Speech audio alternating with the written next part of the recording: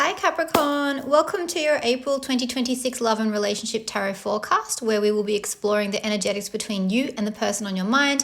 My name is Amy, I'm the owner of Looking Glass Tarot. You can book a personal reading with me through lookingglasstarot.com.au. Okay, so I'm going to start with a 5-card Lenormand spread. I have already pre-shuffled this deck. I'm just doing one quick shuffle on camera, and then I've got 2 decks of tarot that I will use as well.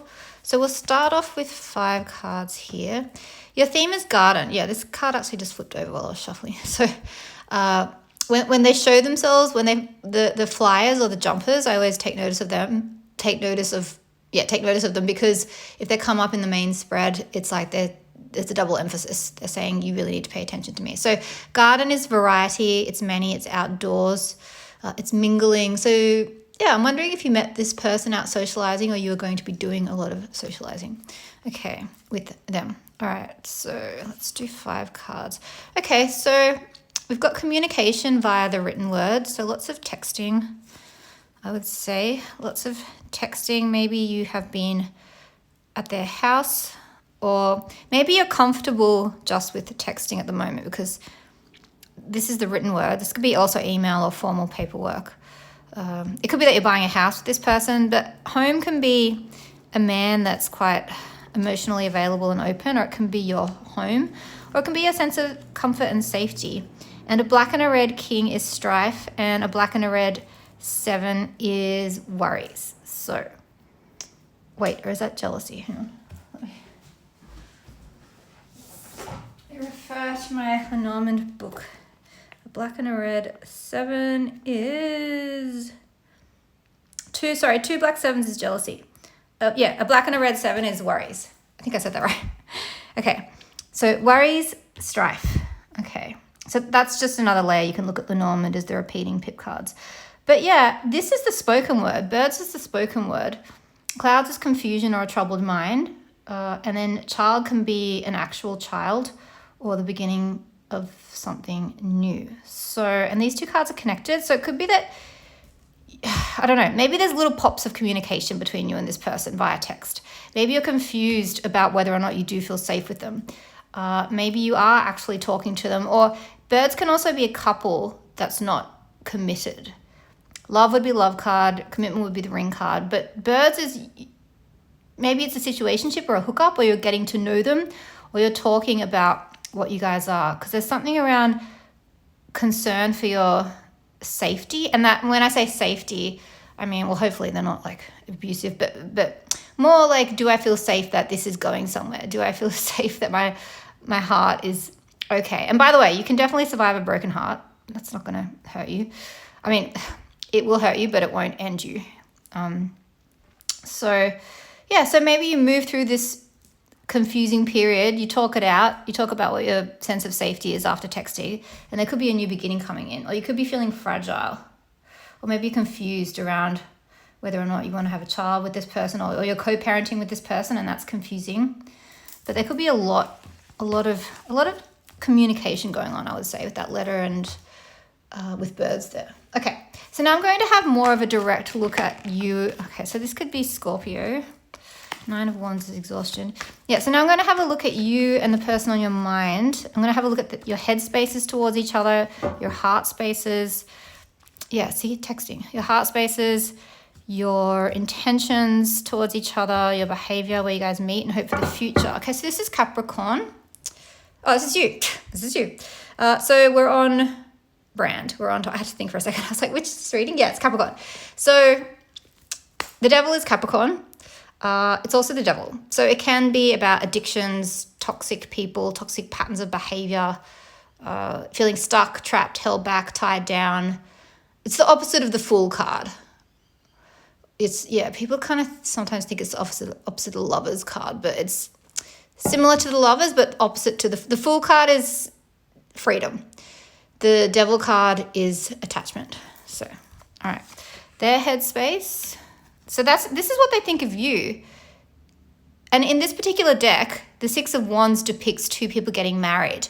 There isn't 2 people getting married on any other 6 of Wands deck that I've personally seen, although I'm kind of a minimalist and only have probably less than 20 decks in total, even though I've been a full-time reader since 2019. So I can't speak for every single deck in the world. But yeah, I always, when I use this deck and this card comes out, especially in their headspace, they're thinking of you as marriage potential and also a success. Oh, look at that. Again, this is another card in this deck that has two skeletons getting married. You're the same. You're the same. You're thinking, is this person marriage potential? Okay, their intentions towards you, yours towards them. Interesting. Their behaviors, yours towards them, where you guys meet and hope for the future. Okay. So, my goodness. This is a mixed bag. All right. So both of you want this to work. I can see. You're both quite positive. And he's playing a saxophone, getting married. However, in your heart space, you're confused. Also, as far as signs, you've got Aquarius and I already said Capricorn, which is you, and then Sagittarius, Leo, and Aries. So I don't know if they're an Aquarius or a fire sign, but in their heart space, their heart's all stirred up. So they're feeling quite passionately towards you. You're quite confused. You're not sure what you're feeling, but your intention is to pursue this connection. You definitely want to dive in. And I mean, the fact that they're on your mind would say that you want this to work and you're thinking, is this right? In your behavior, I don't know if you're putting them first, if they're an Aries or a Leo or a Sagittarius, if you're prioritizing them.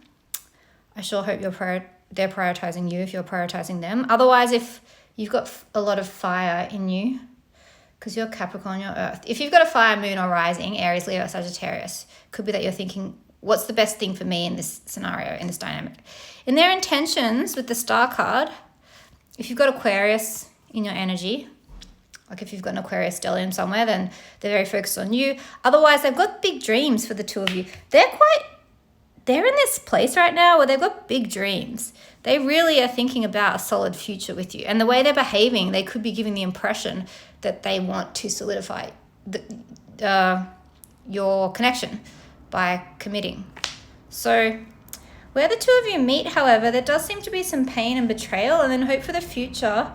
It's either you're solidifying this foundation, which I think a lot of you are, or it's a little bit stuck. It's a little bit stuck because there's some pain. Let's see, what is this pain about? I'm just going to clarify this.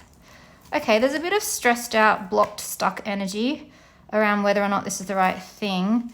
And so moving forward, there is potential, but someone's got to acquiesce. One of you is not budging, or both of you aren't budging on what you want.